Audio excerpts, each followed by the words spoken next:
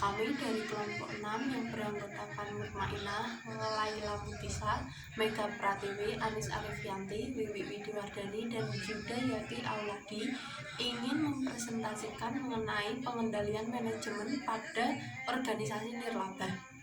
Pengertian organisasi nirlaba adalah organisasi nirlaba atau non-profit adalah suatu organisasi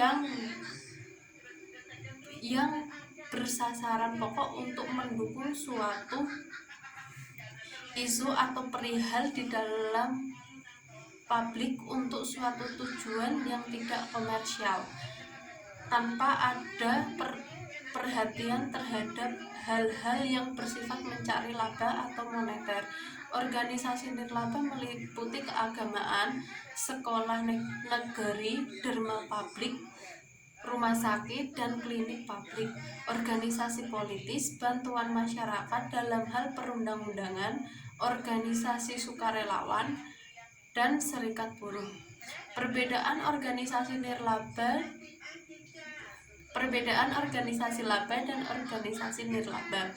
Organisasi laba: 1. Dalam hal kepemilikan, pemiliknya jelas memperoleh untung dan hasil usaha organisasinya. Dalam hal donatur, organisasi laba yang memiliki sumber pendanaan yang jelas, yakni dari keuntungan usahanya. 3. Dalam hal penyebaran tanggung jawab, pada organisasi laba telah jelas siapa yang menjadi dewan komisaris yang kemudian memilih seorang direktur pelaksana. Sedangkan organisasi nirlaba: 1. Dalam hal kepemilikan tidak jelas siapa sesungguhnya pemilik organisasi nirlaba, apakah anggota, klien, atau donatur. 2. Dalam hal donatur, organisasi nirlaba membutuhkannya sebagai sumber pendanaan. Ketiga, hal ini tidak mudah dilakukan. Anggota dewan komisaris bukanlah pemilik organisasi. Saya akan melanjutkan slide berikutnya, yaitu tentang ambiguitas, tujuan, dan konflik. Untuk dapat mencapai tujuan organisasi, maka diperlukan tujuan yang jelas. Inilah yang menjadi permasalahan dalam organisasi nirlaba, bahwa seringkali tidak ada kejelasan dalam tujuan dan sasaran organisasi nirlaba. Ketidakjelasan dari tujuan inilah yang mengakibatkan konflik-konflik dalam organisasi nirlaba. Hal ini karena masing-masing pihak memiliki tujuan utama yang berbeda-beda. Tanpa kejelasan tujuan yang akan dicapai dan cara yang harus dilakukan, maka akan sulit untuk menilai besarnya sistem kontrol organisasi, tim manajemen, dan penilaian atas kinerja yang baik. Masalah ambiguitas, tujuan, dan konflik ini merupakan masalah-masalah mendasar yang dihadapi oleh beberapa organisasi nirlaba. Mereka harus merancang sebuah sistem kontrol yang efektif, dan dalam menilai efektivitas dari sistem kontrol yang mencerminkan hukum, kebijakan, dan lingkungan sumber daya tempat organisasi nirlaba tertentu beroperasi. Pengukuran kinerja dalam organisasi nirlaba. Pengukuran kinerja dalam organisasi nirlaba ada dua, yaitu pengukuran kinerja ditetapkan oleh organisasi sesuai dengan tujuan dari masing-masing organisasi. 2. Untuk dapat menilai pengukuran kinerja ditentukan indikator-indikator kinerja yang harus dicapai. Contohnya adalah rumah sakit. Apabila tujuan rumah sakit adalah untuk menyembuhkan orang sakit, lalu bagaimana kesuksesan pencapaian tujuan dapat dinilai? Oleh sebab itu diperlukan indikator untuk menilai kesuksesan pencapaian tujuan. Misalnya, apakah pada data penderita kanker, bagaimana biayanya? Apakah pada saat melayani pasien-pasien yang dibawa ke unit darurat? Terima kasih. Selanjutnya saya akan melanjutkan tentang akuntansi organisasi nirlaba, di mana laporan keuangan organisasi nirlaba sedikit berbeda dengan organisasi laba baik dalam bentuk maupun isi. Standar yang komprehensif untuk laporan keuangan eksternal untuk keperluan umum oleh organisasi nirlaba tidak ada di Amerika Serikat, sampai Dewan menerbitkan Pernyataan Akuntansi Keuangan Nomor 117 Tahun 1993. Pembuatan Standar Akuntansi Keuangan Financial Accounting Standard FAS 117 ditujukan untuk meningkatkan hubungan saling pengertian dan penyamaan laporan keuangan organisasi nirlaba. PSAK nomor 45 tentang pelaporan keuangan organisasi nirlaba diterbitkan oleh Ikatan Akuntan Indonesia untuk memfasilitasi seluruh organisasi nirlaba non-pemerintah. Dalam PSAK, karakteristik entitas nirlaba ditandai dengan perolehan sumbangan untuk sumber daya utama atau aset. Penyumbang bukan pemilik entitas dan tak berharap akan hasil, imbalan, atau keuntungan komersial. Selanjutnya, pengawasan eksternal. Kebanyakan organisasi nirlaba tidak melayani secara langsung dan tidak harus bertanggung jawab kepada kelompok dengan kekuasaan lebih tinggi seperti kelompok pemegang saham. Mereka harus menjawab sejumlah konstituen eksternal, termasuk sumbangan badan pemerintah, alumni, dan bahkan masyarakat luas sampai batas tertentu. Konstituen eksternal seringkali menyulitkan.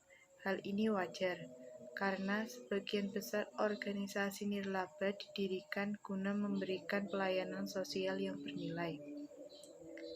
Dalam konteks ini, laporan kinerja dapat memberikan informasi berharga yang membantu konstituen dalam membuat pilihan informasi, seperti tentang tujuan tempat sekolah anak-anak mereka, rumah sakit di mana mereka mempercayakan kesehatan mereka, atau yang ingin beramal, ingin menyumbangkan uang mereka kepada seseorang.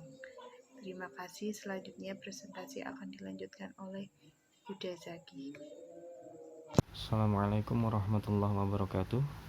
Selamat malam, saya Yuda Zaki Auladi. Pada kesempatan kali ini akan menjelaskan tentang karakteristik karyawan serta studi kasus Waikiri Producer Cooperative Ltd.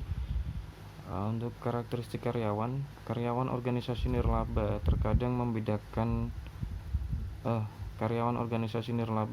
memiliki beberapa karakteristik yang membedakannya dari orang-orang organisasi laba, dan karakteristik tersebut dapat memiliki implikasi kontrol positif dan negatif.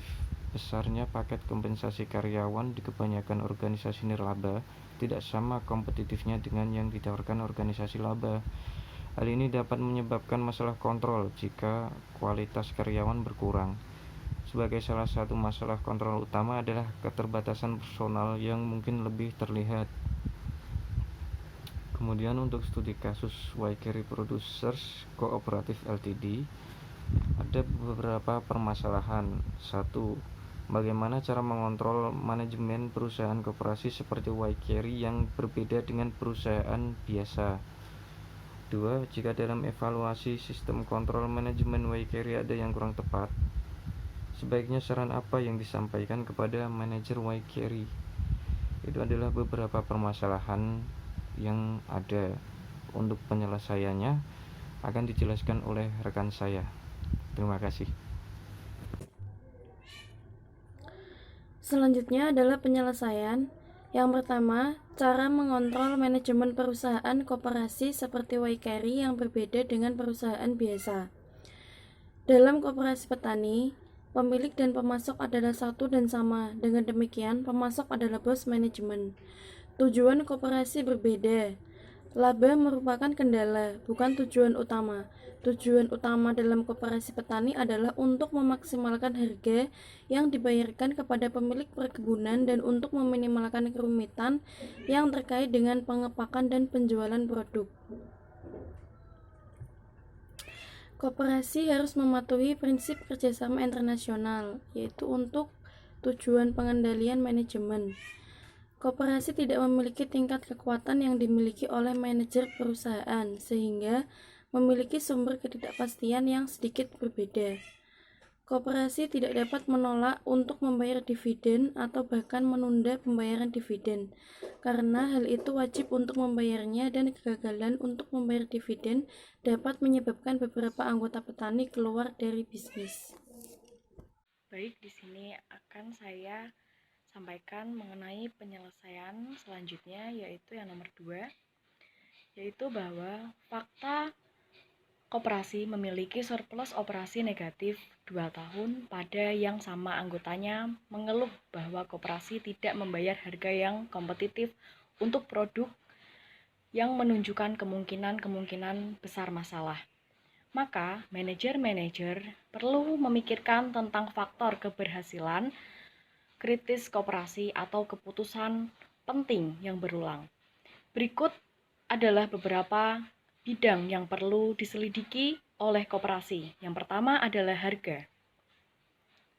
Wakery harus melakukan beberapa analisis pasar, mungkin dengan meminta anggota yang ramah untuk meminta dan mengungkapkan tawaran yang mereka terima dan pengepak lainnya di wilayah tersebut. Wakery mungkin juga disarankan untuk mempertimbangkan formula harganya, kondisi pasar pada saat ini dengan kelebihan pasokan pengemasan yang signifikan. Telah menciptakan pasar yang kompetitif. Formula penetapan harga alternatif akan menerima pemasok mengenakan biaya koperasi hanya untuk biaya variabel, produksi ditambah margin keuntungan. Kerjasamalah yang akan menghasilkan kontribusi terhadap biaya tetap pada penjualan selama-lamanya. Untuk yang kedua yaitu pengurangan pemain atau akuntansi, di mana Wakery beroperasi di pasar komoditas. Di pasar komoditas inilah kontrol biaya sangatlah penting. Manajemen harus bekerja aktif untuk mengurangi biaya, baik biaya tetap maupun biaya tidak tetap. Ada bukti dalam kasus bahwa mereka bekerja untuk tujuan ini, untuk melakukan secara efektif. Bagaimanapun, manajemen mungkin harus meningkatkan sistem akuntansi biaya, misalnya memikirkan kembali dengan berbasis aktivitas prinsip dalam pikiran, untuk mengetahui di mana proses dapat ditingkatkan dan di mana biaya dapat dipotong. Untuk yang ketiga yaitu perencanaan dan penganggaran. Manajemen Wakery bermasalah karena mereka tidak bisa mendapatkan ramalan yang baik untuk panen yang baik yang akan memungkinkan para manajemennya menyiapkan rencana keuangan akurat yang dapat ditinjau ulang secara akurat. Sampai batas tertentu, tujuannya untuk perkiraan akurat tidak akan pernah terwujud.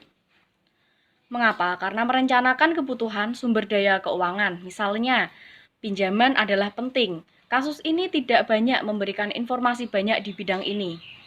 Tetapi, jika kontribusi tidak cukup besar untuk melayani hutang koperasi, manajemen mungkin harus merestrukturisasi hutang atau menghentikan operasinya. Sekian presentasi dari kelompok 6. Mohon maaf apabila ada kekurangan dan kesalahan dalam penyampaian kata. Wassalamualaikum warahmatullahi wabarakatuh.